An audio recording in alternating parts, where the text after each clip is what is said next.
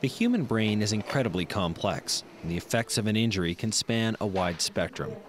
An aneurysm took many things away from Andy, but it also gave him a new creativity.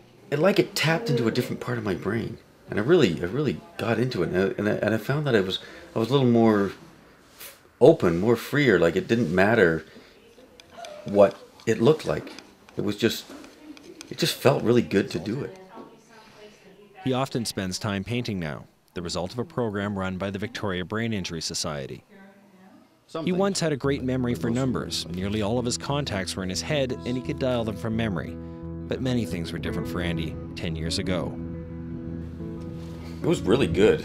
You know, married and living in a really nice house on Dallas Road, like great view of the ocean, that whole business, and you know, I was working, had a good steady job, financially secure, little girl, and just, you know, when I had my brain aneurysm, it just, the world just came crashing down.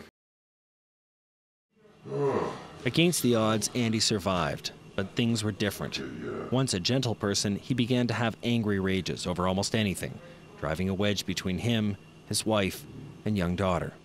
Getting mad at, you know, a 5-year-old, like scaring, like must have been really frightening for her. Like for me, it was horrible. Like I would, you know, I'd just go from 0 to, like, you know, 100, like now, and it just stupid little things, right? You know, now she's 15. She never really says anything about that, and I'm hoping in a way like she's sort of understood and dealt with it, because that wasn't me, and that's I find that's a really painful memory for me. Over time, Andy learned techniques to control his anger, and today you would find it hard to imagine this fun-loving, friendly person raising his voice in anything but laughter. His marriage ended, but he remains close with his former wife and daughter. Again, he credits group programs for teaching him the skills. She's been just amazing, like just stood by me, helped me, like, every step of the way. You know, we just can't live with me, you know, and that's like I say, it's not a bad thing.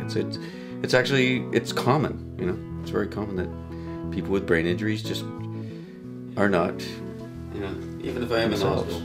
It's helped us keep that bond strong, right? We could do things together, and we could just have fun, right? He's forced to write things down to refresh his memory and to take the world more slowly. In many ways, he feels the changes are a blessing. I just feel my life has been just enhanced by this injury. I certainly think I've become a much better person. It's a gift, because I got to live, you know.